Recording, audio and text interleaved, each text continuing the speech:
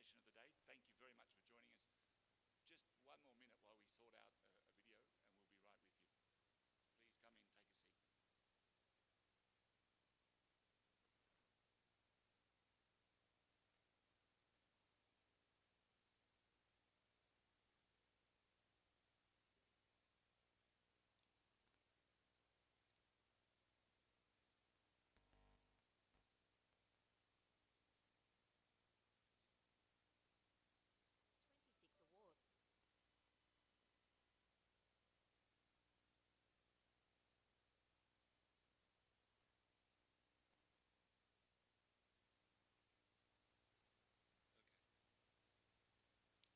Good evening, everyone. My name's Duncan McIntosh. I'm the CEO of the APNIC Foundation, and welcome to this special BOF this evening. Thank you so much for joining us at the end of the day.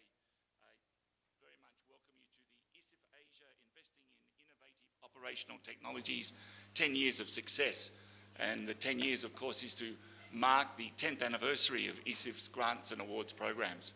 So we're delighted to have you here. Please come in, take your seats. We've got a fairly full program, and we're going to start the program with a video to introduce you to ISIF Asia. So if we could play the video, please.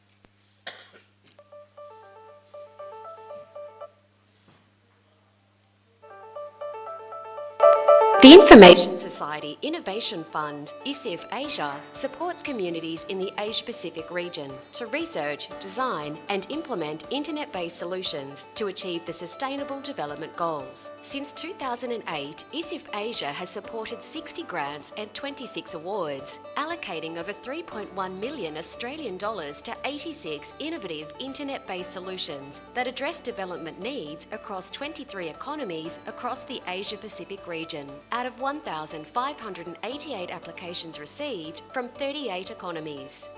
ISIF Asia has supported initiatives from organisations based in Australia, Bangladesh, Bhutan, Cambodia, Cook Islands, India, Indonesia, Malaysia, Micronesia, Myanmar, Nepal, New Zealand, Niue, Pakistan, Singapore, Sri Lanka, Thailand, the Philippines, Timor-Leste, Tonga, Vanuatu and Vietnam.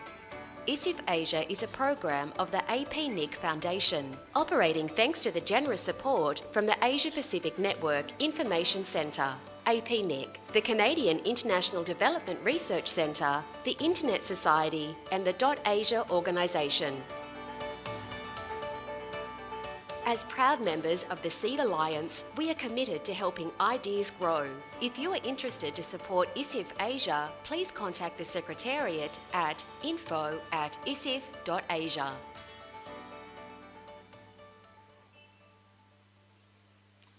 Thanks very much. And now I'd like to invite the Director General of APNIC, Paul Wilson, to the mic for his welcome remarks. Thanks, Paul. Thank you very much. I'll try not to get too much in between you and the panelists or the session and the opening social this evening. But I did just want to say a few words. This is the 10th anniversary of ISIF, the Information Society Innovation Fund, which has been a partnership of APNIC, IDRC, ISOC.Asia, and a few other organisations that have come together towards the aims that were expressed in the video just now, which is really about internet-related innovation for the sake of building the information society for social and development outcomes. It's a very broad sphere of ambition, I suppose, and I think the beauty of this partnership is a huge diversity of interests which come together commonly under the ISIF program and have produced some really interesting results. And I think for everyone who's contributed to this program, APNIC included, we've seen a lot more value that's come out of it and a lot more value generated by it than by our own individual contributions. So it's really a case of leverage, if you like, of a contribution from APNIC into something that's much bigger. As I say, 10 years that ISIF has been running, and in that time Sylvia Cadena has been handling this thing almost single-handedly and with with incredible energy and enthusiasm and professionalism at APNIC. So I couldn't let this chance go by without thanking Sylvia for 10 years of hard work. I know it seems like a long time, doesn't it? I also wanted to acknowledge Fatseo, who's in the audience, who actually represents IDRC, and IDRC has been a stalwart of this program, and in fact of many years prior to that of taking a deep interest in ICT development in the region. And APNIC's involvement with IDRC went back even prior to the 10 years of ISIF through some prior programs that involved IDRC and UNDP and others as well. So all credit and thanks to FET, also to Internet Society and .Asia, who recently have been, more recently with ISIF, have been very strong partners as well. We've got, today we've got a couple of the grantees from the ISIF program, John Brewer, a great friend of us and of the region, and Mahabir Pan, who presented this morning with a very interesting presentation about his work. And these are two very good examples, I think, of both the interest, the power, and the diversity of some of the grants that have been provided through ISIF. Thank you all. It's great to see this turnout so late in the evening. Let's get a move on into the presentations. But thank you for being here. Thank you. Back to you, Dan. Thanks, Paul. As Paul just outlined, we've got a really interesting panel, and I think we'll invite John for his remarks. John, go ahead, please.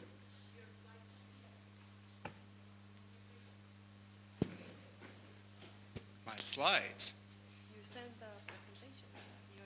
It's up there. Yeah, I just move with this. Okay. Look, I'll start out by saying I was introduced to the ISIF project around 6 years ago when I, being arranged by Gaurav here, visited Mahabir's network in the Annapurna and Mustang regions and visited around a dozen of his sites that had been built with ISIF grant money. So it was very interesting to me then. Then came 2014 and I met Sylvia at a conference, and she heard about some self-guided research that I had done and said, well, why don't you apply for ISIF funding to continue this research? I thought, well, that's an interesting idea. So I did. The project I have is called A Peering Strategy for the Pacific Islands, and the ISIF award for 2015 was to help me figure out how networks in the Pacific were working and not working, because there are a few things that could be fixed. All right, so I went and did a bunch of interviews with Pacific carriers, and I started collecting some economic statistics on the island markets, and I produced a web resource that's now online, and I think we have a screenshot of this here, called A Peering Strategy for the Pacific Islands. And for each of the island economies in the Pacific, we have some detail, including submarine cable routes, air routes, shipping routes, the things that connect these Pacific islands to the rest of the world. I have a reasonably in-depth overview of the Pacific markets and how the carriers have evolved in those markets, and a story of why carriers in the Pacific typically don't peer. There are a lot of interesting perverse economic incentives in small island developing states that prevent telecommunications from working as well as it could. A lot of academic stuff in there, and then the site itself, which for each country has an overview of the telecoms market, an overview of the country itself, a real-time market share figure that's generated every day based on data that comes from Jeff Houston and George Michelson's research at APNIC. They were kind enough to hook me up with an API feed of that data a couple of years ago. I have extended that to make it market-oriented, and some detail about the country's top export and import destinations, because it's really important for Pacific Island nations to talk to their customers. They are incredibly dependent upon the countries that buy their goods and the countries they buy goods from. And the way people prefer to communicate these days is the internet. It is Skype, it is email, it is live meetings over the internet. days of the telephone for doing business are gone. So they need to have good performance to their markets. So with this resource up, I thought, well, how could we extend this a bit, and how could we take this closer to a technical study and make it useful for the world?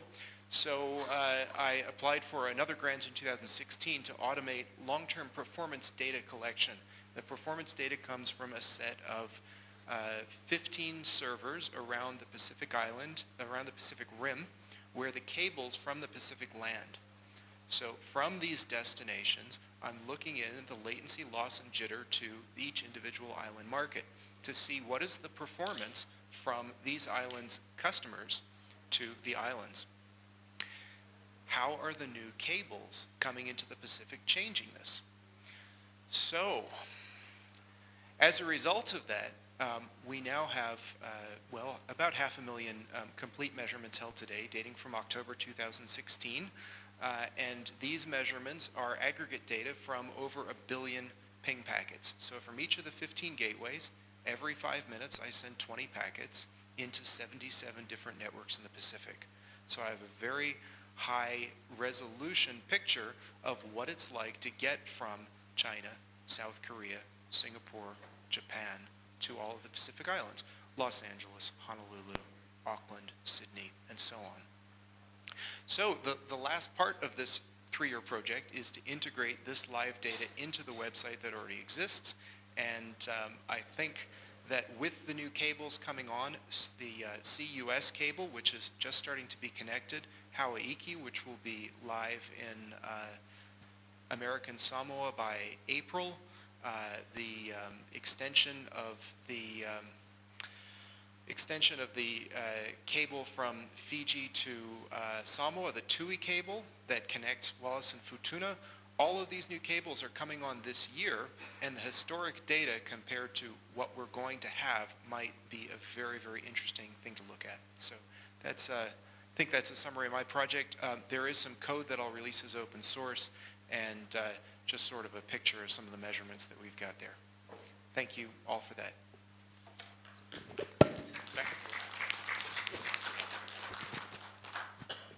We're very pleased to have as our next speaker, Mark Fullen. I'm sure you all listened to his great presentation about Henry. So we're really pleased to have him back to talk about his funded project this evening. Mark. Okay.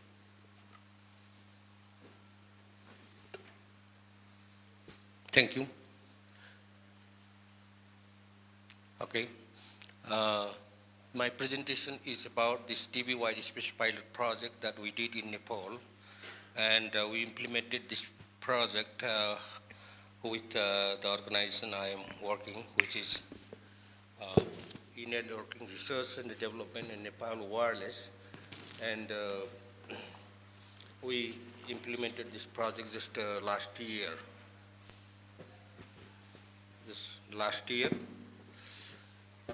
The reason we decided to, do this pilot project is because, we had this problem that we were facing. The problem was, Wi-Fi signals.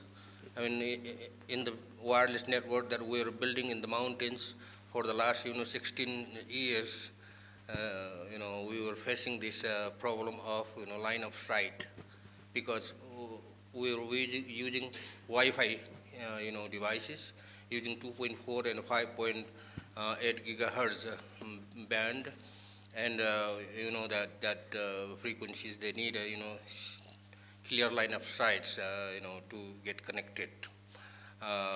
We were using those equipments, those frequencies, because those were the cheaper and available equipments and unlicensed equipment available in the market.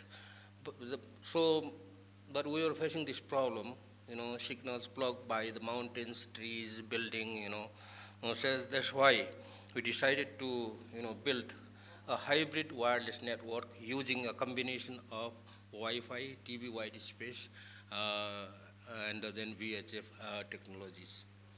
The objective of the pilot project was to build and test a hybrid network for rural broadband using unlicensed Wi-Fi band 2.4 and 5.8 and usually we use this 5.8 gigahertz band for the point-to-point link and 2.4 gigahertz for the last mile connectivity.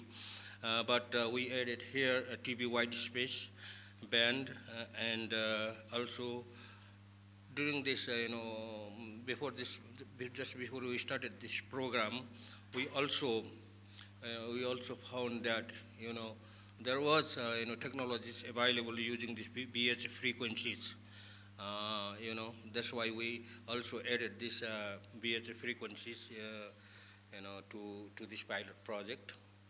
And the TB wide space frequencies we use, we got license from the government to use 460 to 478 megahertz for point-to-point and point-to-multipoint links. And another VHF frequencies that we use was 192.5 megahertz to 202.5 megahertz. And it took a lot of time for us to get permission from the government to use these frequencies for the pilot projects.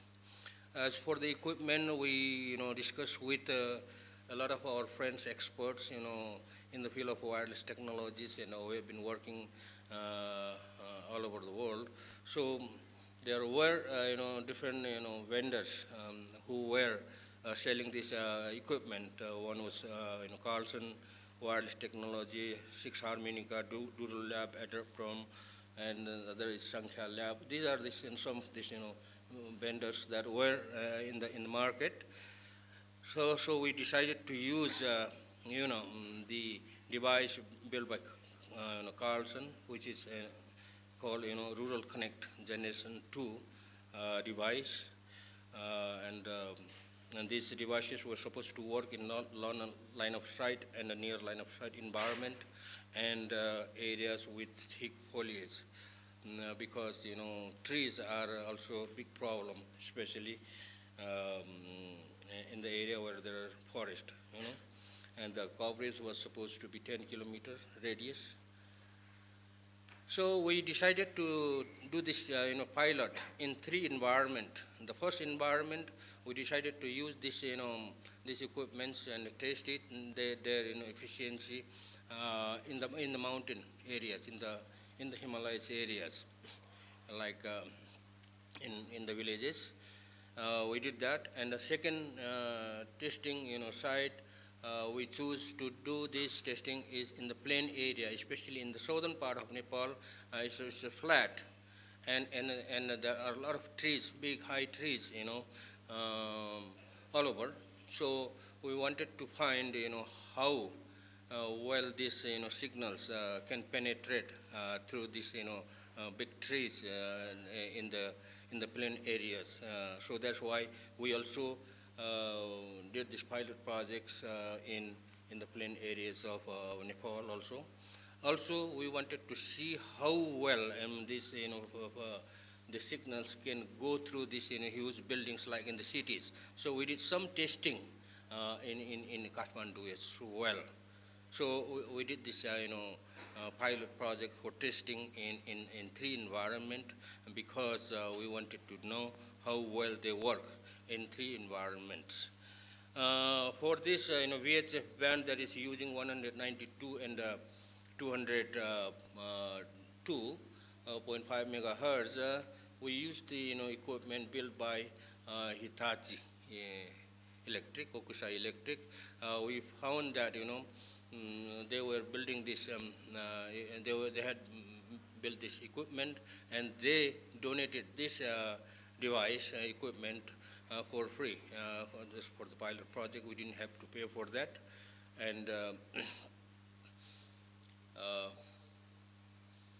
and we use this VHF equipment in an area nearby Kathmandu, from Nagarkot to a village called Jalunge.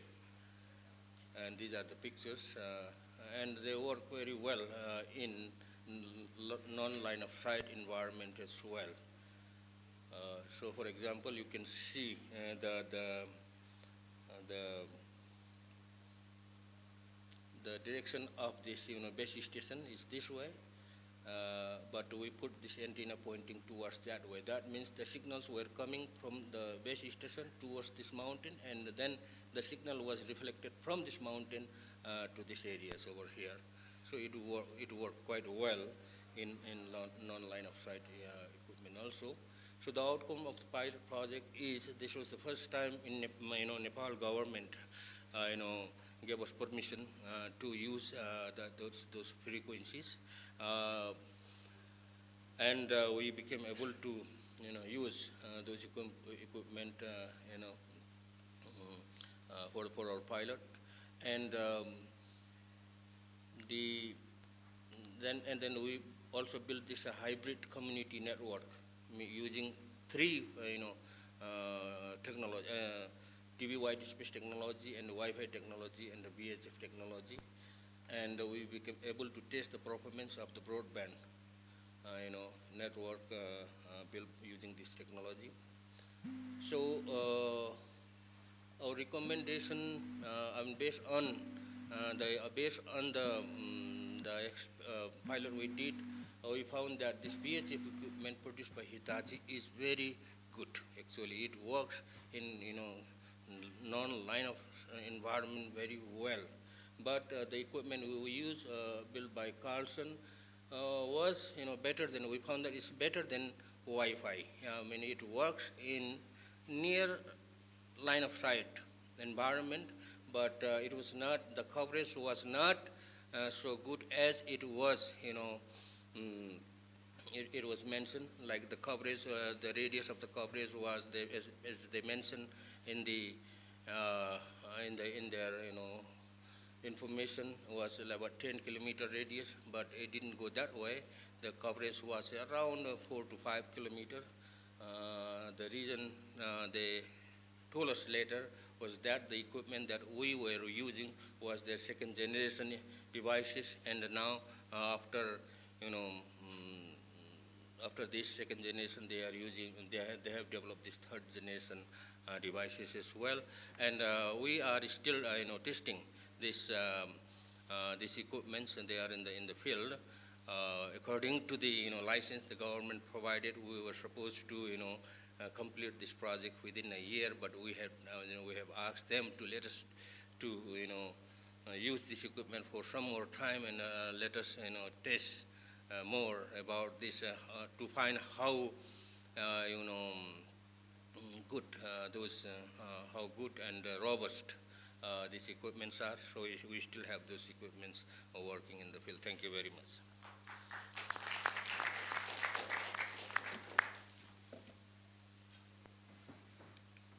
Thank you very much, Mahabir. I think it's worthwhile also noting that the number of ESIF recipients in the audience. Could I ask you maybe to just raise your hand if you're part of the ESIF recipient community?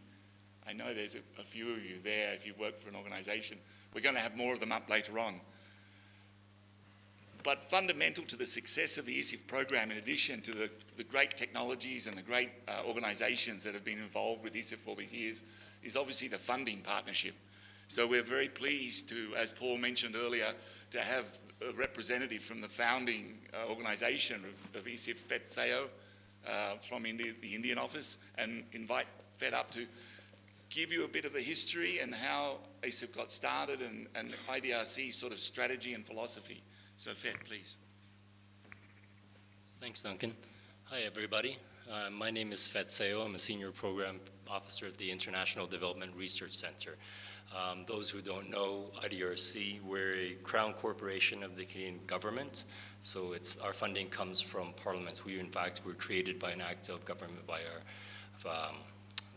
by Lester B. Pearson, Prime Minister of Canada.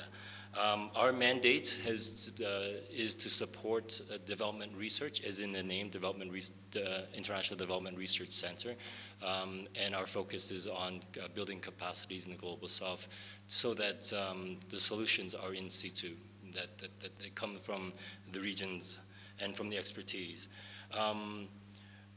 I guess I would say that, Paul's given you a bit of a history of the small grants program. IDRC has been involved in, at least in Asia Pacific, the small research and development program long before I joined. I've been with IDRC for 11 years. Before I joined, I was with UNDP, and we partnered with APNIC and IDRC and Microsoft and others on that small grants program. Why am I bringing that history? It's important to know that the time frame for, I look at it at the small grants as a sort of social investment. It's really about the people and innovations and taking risk in projects that we alone cannot do. I'm bringing back the long history because there are a number of initiatives that sort of sprang from that selection, which points to the reasons why we invest in this. As an organization, we can't handle the volume of grants that is in the slides, or the sort of money that is sort of valued. We can't alone do that, so it's pooled together. And we can't cover the diversity of scope that Paul has mentioned. We're interested in the information communication technology for development aspect of it. So how can technologies be leveraged for socioeconomic development, whereas ISOC, APNIC are interested in technical community and that development. And of course, these things are intertwined, both the sector and as an enabler. So back to why am I mentioning this history of it? Well, we're involved because it allows us to select certain I don't want to say winners, we're all sort of winners, stars from these projects. In the past, I'm thinking of Gaurav, actually. Before I joined IDRC, he was a UNV, United Nations Volunteers, under the sort of Cisco Network Academy, which I manage. And so investments in actors like that is not insignificant. It's very important. Here we are in Apricot, and here he's organized this major event, and he's become a major actor. I think he's the chair of APNIC, in fact. So the arc for me has been longer. It's been 15 years, 16 years. I remember about 11 years ago, we were in Singapore, Paul Wilson, myself, my project leader, Laurent, discussing how do we go forward from the small R&D grants. And the thought then was let's consider just not the regional, but let's go global with it. As you know, ISIF is part of the Seed Alliance initiative, which includes FIRE Awards that's a partnership with AFRINIC, and the FRIDA Awards and grants in Latin America is a partnership with LACNIC. So it's really, we're given a bit too much credit. I think it's the regional internet registries that are pushing this and going forward. So why did we choose that? So some of the things that have been scaled up in the past has been involved in e-health, for example. We've scaled work that looked at localization in the region, ICT localization in the region. And the recent example of this sort of scaling up is work around community networks. We have a project that we selected a year ago that went global in a sense, that looked at community network solutions. It's a project called Libre Routers. And that, for us, as an organization, be able to look at that pool of 1,500 plus applications in Asia alone and say, well, what are the sort of trends and actors that we can help support to scale up that work? So that has been very, very valuable for us. This modality, this model of partnership allows us to take risk where we don't otherwise are able to do. And it allows us to support pilot applications and innovations where development research can't really trust. So, and it also allows myself and my organization to have our foot in the technical community. I come here I'll be here for the next few days. Already I've been to a couple of sessions. I don't think it's English that you speak. I think it's some other sort of form of language. I'm trying to understand it and to get some sense of it. So having our foot in the door, because we work on other issues, we work around digital rights, we work around telecom policies, but there's a disconnect between those who talk of, for example, digital rights, and those who are actually looking at what I call internet physics, is what you all do. And I think it's increasingly we have to make that connection. And for us, being involved with this model allows us to do that. And I don't think I'll take any much more time other than to thank, Paul's already done this, but I really have to give credit to Sylvia running this. It's been 10 years. most of us are parents. We know that having families is hard to imagine. Imagine having this child to sort of also bring, not only give birth to, but to raise and to mature, scale up at a global level. And of course, Duncan, thank you very much for your efforts. Thank you.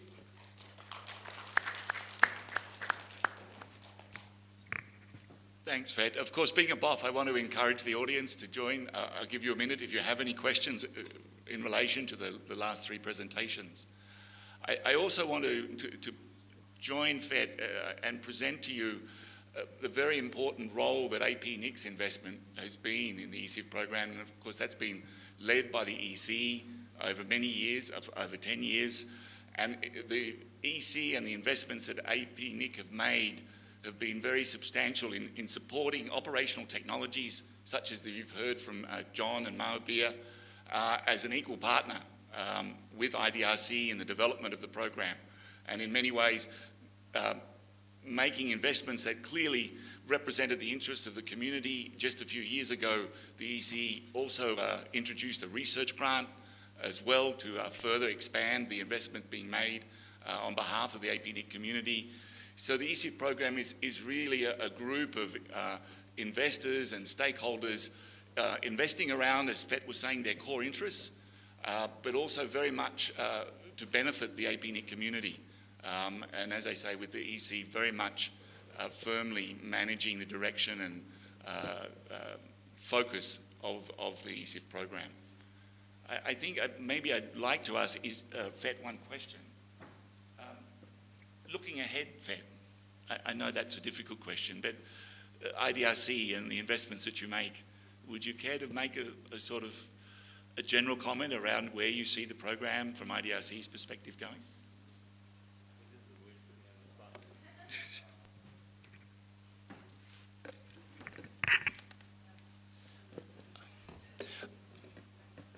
As I said, our support to the program has been 10 years and even longer, as I suggested. Paul and I were having conversation over the very potent rice wine. I think it was rice wine. And we were suggesting that it's interesting how my program, the team that I'm with is networked economies. We chose that monikers to suggest that we're dealing with issues that are post-connectivity, rights, public policies, the right to privacy, surveillance, these issues. In a way, we're sort of learning now that can't be untangled from the notion of access to connectivity. In a way, we're very happy we've gone to the areas that we're working in, but it seems sort of a deja vu to sort of think about community networks, for example. IDRC supported the telecenter movement in India initially and then globally, and actually through a lot of the small grants initiatives. And in a way, we thought that perhaps that's done. Perhaps the market forces, the private sector, public sector have taken care of that. It shouldn't be a role of a development agency, for example. But it seems like we've come not full circle, but it's another iteration of that.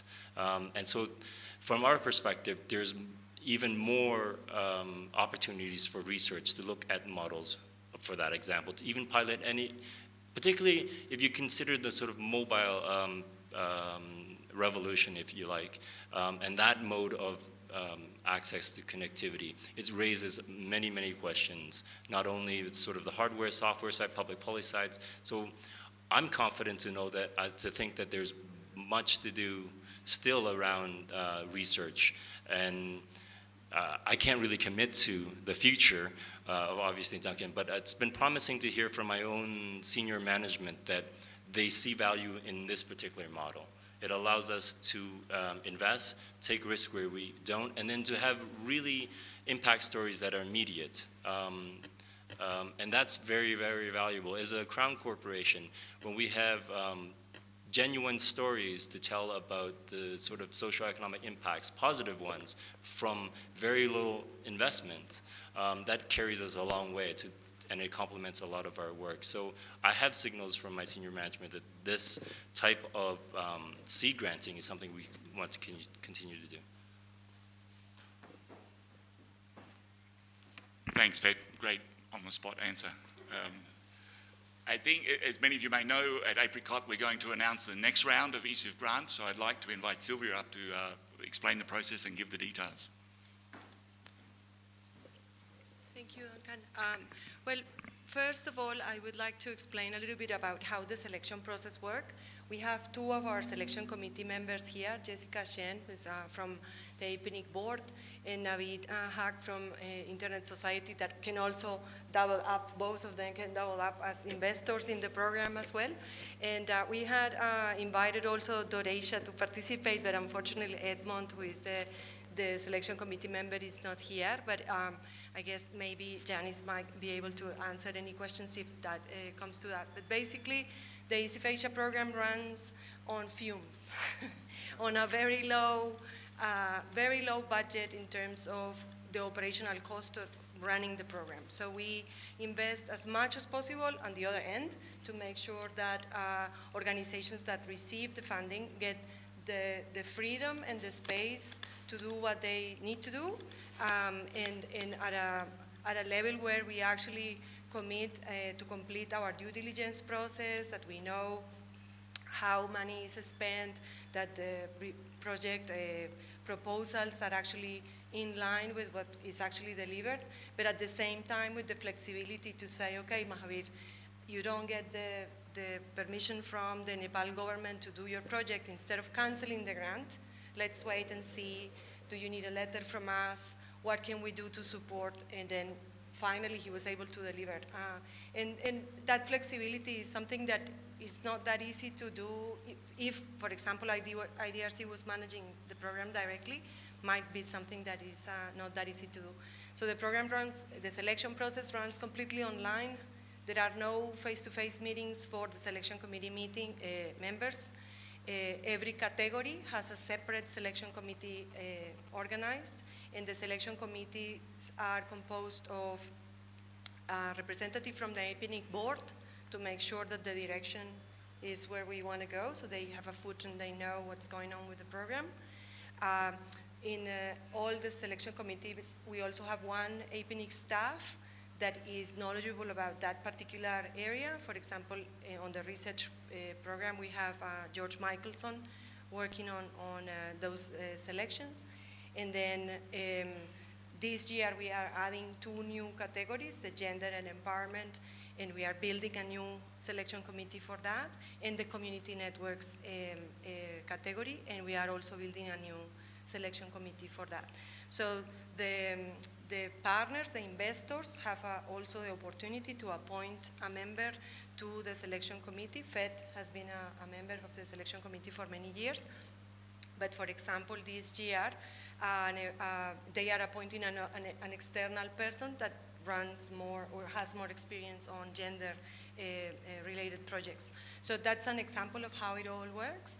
The profiles of all the selection committee members are published on our website, and all the process is done online. They are supposed to provide, it's done on three steps, sorry. I read every proposal that arrives. I scan them, make sure that their English is not an issue. I'm not a native English speaker, as you can tell. So I understand what it means to try to submit a proposal when it's not your language. So I try to communicate with applicants to make sure that their ideas are clearly explained and coach them through the process to make sure that it comes to fruition, let's say. And then after the pre-screening, we reject the proposals that are incomplete, duplicated, or that are coming from a region that is not the APNIC region. So we get proposals from Algeria, or we get proposals from Peru, because it's the Pacific, and we have to say, no, you have to apply for FRIDA, because that's the LACNIC program in Latin America, right? So after that, then it goes to a initial assessment where the selection committee works in pairs, and if the two selection committee members accept or agree that that proposal is worth of a review, then it passes to the third step, that is the full scoring, and that is all the 6 members of the selection committee have to read all the proposals and score them that passes those 2 first steps, and score them on 9 criteria that are also published on the website. And after the selection process is complete, a list of recommended winners is submitted to the APNIC leadership. And then that list normally it gets approved as the selection committee presents it. There are some cases, for example, if we have 5 grants to give away and all the first scores are from Nepal, we try to look, okay, can we balance it out a little, or will that be too unfair for the others? So if the scoring allows, and the difference is not that much, then it could be that the first 2 from Nepal get it, and then the other from Sri Lanka, and then another one from India, or something like that. But we try also to work with the scores, which means it's the quality of the proposal, but again, also geographical representation is important. As you know, we cover 56 economies. And then after that is the very sad part of communicating with those that were not selected. And there are some that are very brave and apply again and again and again until they get it. And there are others that get very cranky, and it's not that easy to deal with the ones that are rejected. But it's part of my work, I guess, to give good news and bad news, and to work towards building something that the community will be enjoying for many years to come. And also to follow those ones that develop a small proposal somewhere and then suddenly develop something else and see, as Fed was saying, is investing in people. So maybe that idea was not that cool, it didn't play out, it didn't work out that well, but they go and they do wonderful other things, and they still are part of the ECF network. I don't let them leave, so they are still there, and we are very happy to have former ECF recipients here participating in the session. They are going to do the Q&A that I don't know if there is going to be any questions, but anyway. So I will leave you to with Jessica, Shen, and Navid, if the idea was for them to explain a little bit their experience as selection committee members, what they are looking in proposals, and if you have any questions for the selection committee members, here you have them, so you can ask, and I guess the microphone is here.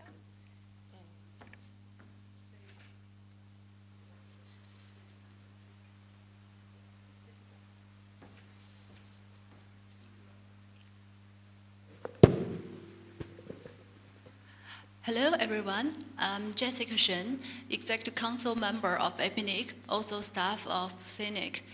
I'm honored to participate in the 10 years anniversary of ECF Asia program. As for me, I've been serving on the selection committee since 2016, so I participate in the selection of grants and awards in the last 2 years. I would say the selection process was both exciting and struggling course for me. I saw, during the process, I saw many excellent projects, but the winners had to be limited. So, so for this process, we community members, we've been keeping focus on selecting the projects that has a combination of innovative approaches, solid technical solutions, good organizational capacity, as well as a potential for further development, rather than those that might be quite outstanding in one aspect, but inefficient in any other aspect. I would say it was a fair and strict process. We try our best to make the best outstanding projects win, and encourage the also good projects, but not so outstanding. We encourage them to enhance their efficient parts and come again to apply for the grants or awards. Thank you. Thanks. So, I mean, I've been a very big fan of ISIF. It's been, I remember in 2009, I actually applied through a friend, something around child online protection. Anyhow, I didn't apply again, Sylvia. I just got to know that you should apply again and again. So I recently have actually joined the selection committee. For us, as a partner of this fund, of course, it makes a lot of sense as an organization. As Internet Society, we, of course, try to drive the limitless and permissionless innovation on the Internet, and this award is the excellent platform to promote and encourage that. And also it aligns with our work objectives. So for example, Community Network is one of our main campaign for 2018, and it clearly aligns with the ISIF award. So as a selection committee, I think I really like, I mean, now I'm into the process, so I really like the selection process because, we have people with different background, and there's a lot of diversity as far as the selection committee is concerned, which of course, enhances the transparency factor, which I think it's very important whenever these funds or these kind of funds are run. So I'm really happy to, see that how this whole process is run. We have 3 phases. Thanks, Sylvia, you screen out all those that we don't have to read because it's really hard. And then the phase 2 is when we initially as selection committee member do some voting, and then there is another round. So, I'm really impressed by the whole process, and I can ensure all of you are listening and in this room that it's a very transparent process. And we make sure that the best of the best projects or ideas get through. Now, apart from all of this, what I personally would look into the projects. Of course, I mean, viability and scalability are the 2 main factors, but for me, it's very important that how the project is engaging the community, one, and how the project is building the capacity of the community. Because, unless or until you have the ownership of the community that you're gonna serve through that project idea, there's gonna be very hard chances that this project will be more, viable in terms of the long process. So for me, that factor really counts in when I evaluate the application, that how the community is engaged, one, and how it's building the capacity of the local and how you're using the local community. In terms of the ideas, Fred just said that, we had this wonderful ideas around education and health, which I'm really impressed, especially coming from the rural parts of many countries in Asia. So it's really good how innovation is being developed within this region and how the youth is actually trying to contribute to their own community through their wonderful ideas. I think. Thanks, Naweed, and I think it's a good chance to, again, recognize ISOC's strong support. I'd like also to recognize .Asia and Yanis, who's there. So Yanis, please.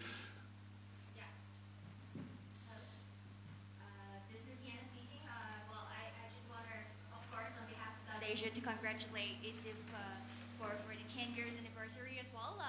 And I guess I just want to share a little bit of more practical tips, not exactly tips, but I guess for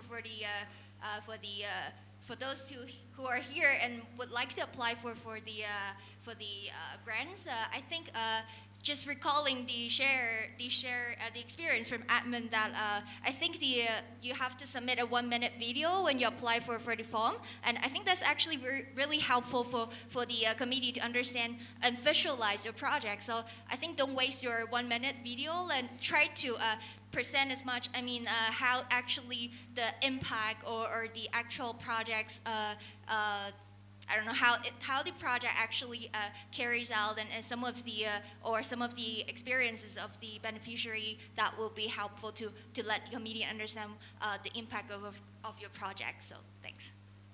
Thanks, Yanis. And again, the support from .Asia and the support from ISOC over the last few years, right, for a long time through the ISIF program has been fundamental to its success, because it really brings different perspectives of the community into the process. So we really thank and recognize ISOC and .Asia for their support.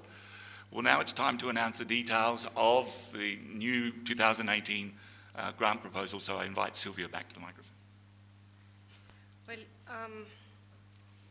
one last thing that I would like to add about the selection process is that in the last few years I have been able to support other selection committee members and other organizations, and always goes to talk about, okay, how many failures you have, or how many organizations run with the money. And I think that the ESIF program has the support of the selection committee and the attention to detail that they pay throughout the process has made that not one of the 86 projects that have been selected has ever been canceled in those situations. In 10 years, we have only had to cancel one grant because the Indian government recalled the operational license for that company to operate. So it didn't have anything to do with the grant, and they returned the portion of the grant that they didn't use. So I think we are very proud of that part of the process, and I guess that's all about communication and making sure that the selection process is done in a way that doesn't happen. So now, if you can quickly go through these slides, I promise it's going to be very quickly. Everything is on the website, so don't worry about that. So can you just move the slide? Sorry, the slides, not the form. Sorry, it's okay.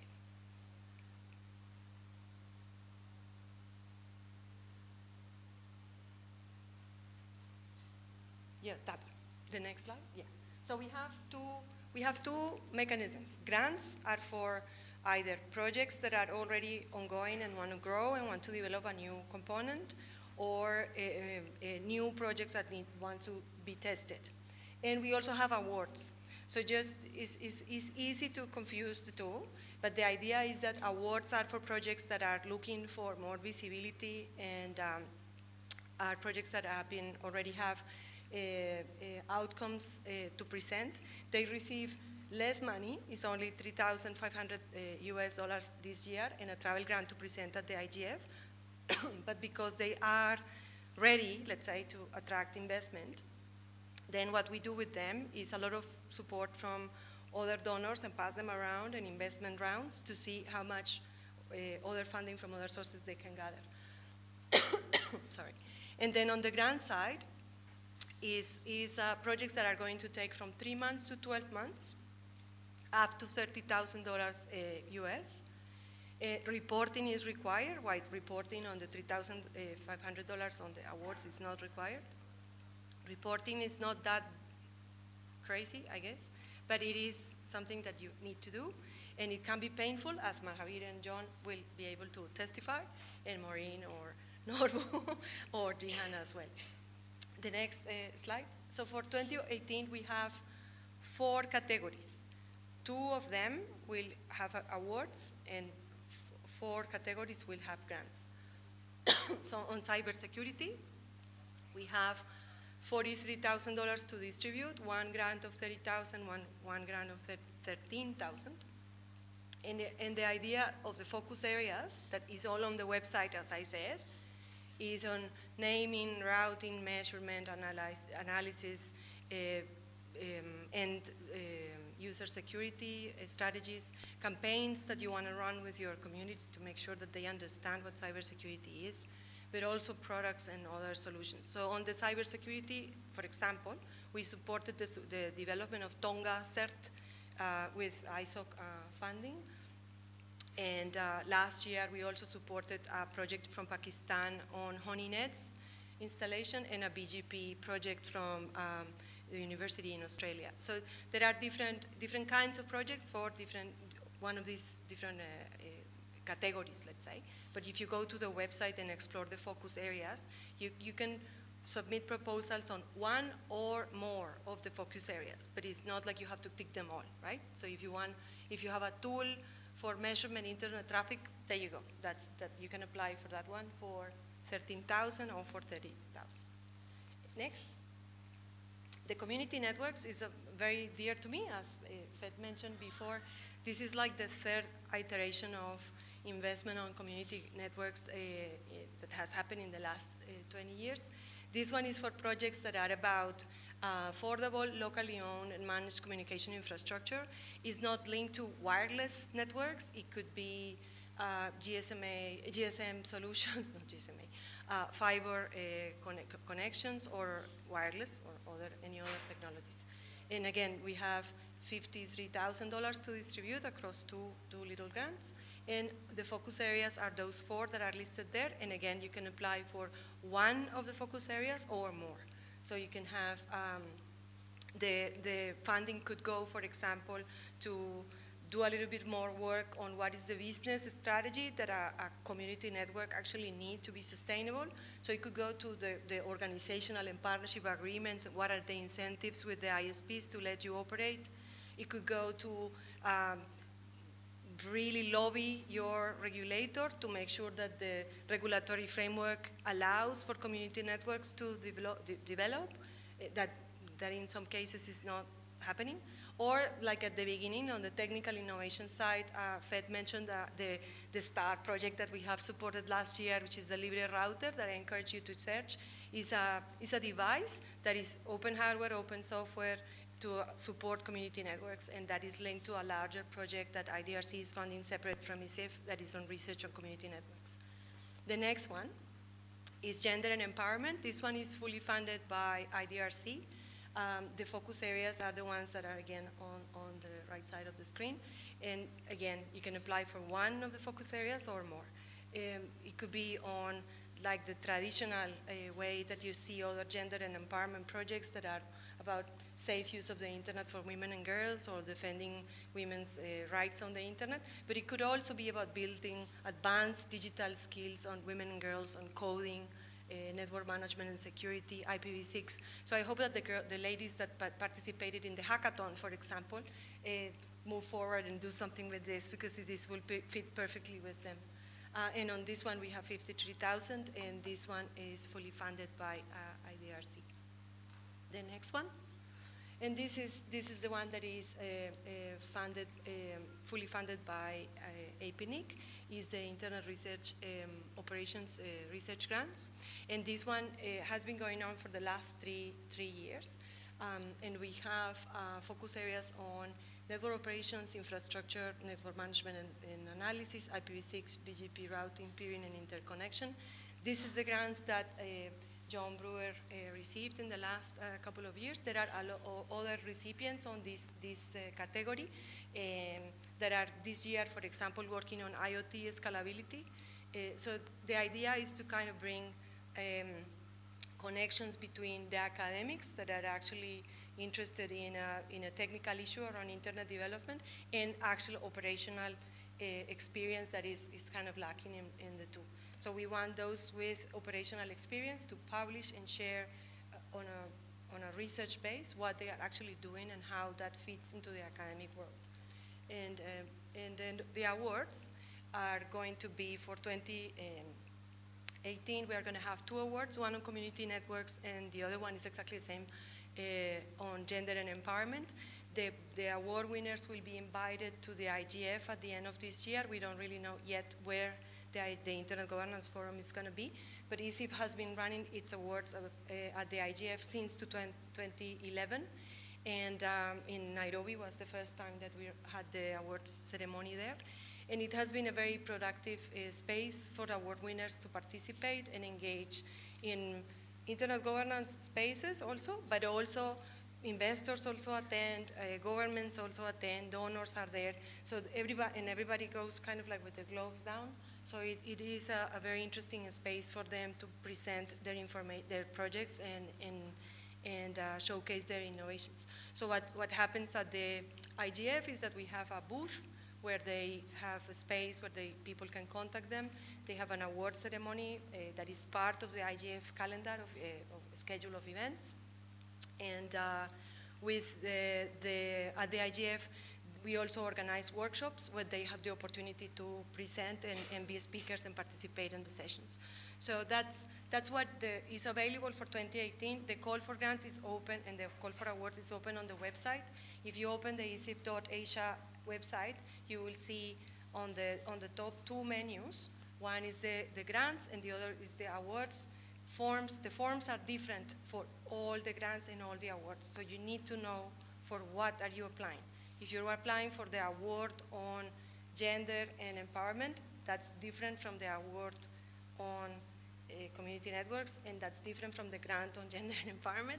So please make sure you select the right form, so I don't have to do the back end transfer of information from one form to the other, because that's very painful.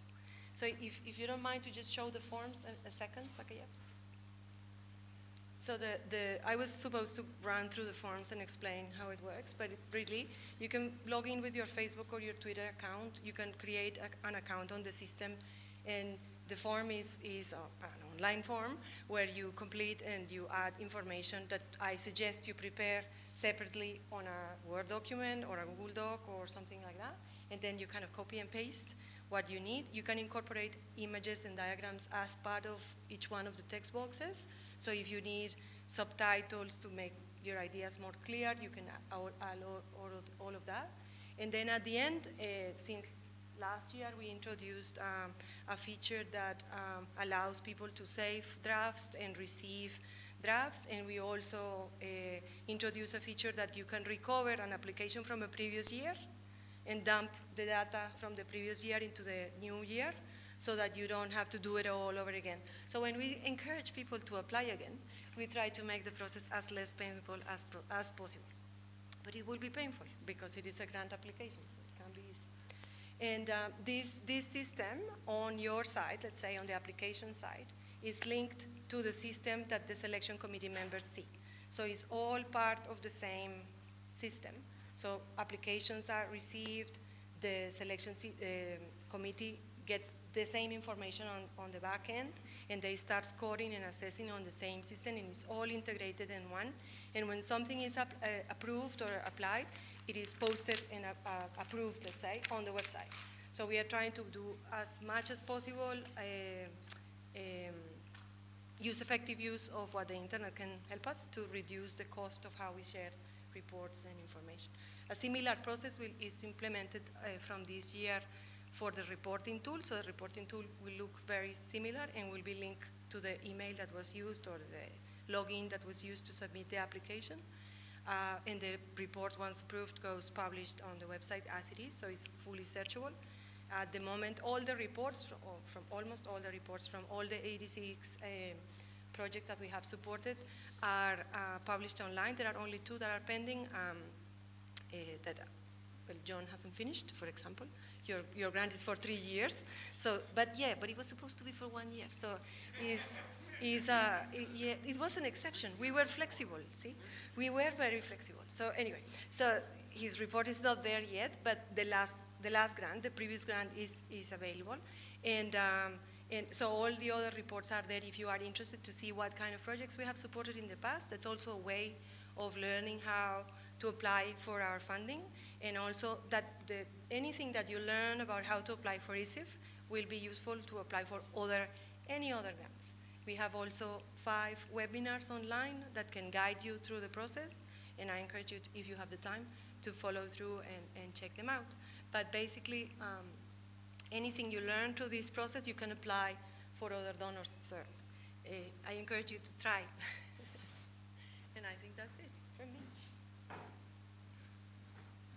Thank you very much, Sylvia. I do note the time. I thank everyone for their patience. We were to have a Q&A session with Gihan and Maureen. Maybe Gihan and Maureen could put their hands up and just say, oh yes, and Norbu, yes, thank you. And say if you have questions and you want to talk to someone who's been in the process, there are 3 great representatives from the ESIF community. So I'd really encourage you at dinner and the welcome reception to have a chat to Maureen and Gihan and Norbu. But thank you all very much. Please join me in thanking the panel and thanking Sylvia for all her efforts. Enjoy the rest of the evening. Thank you very much.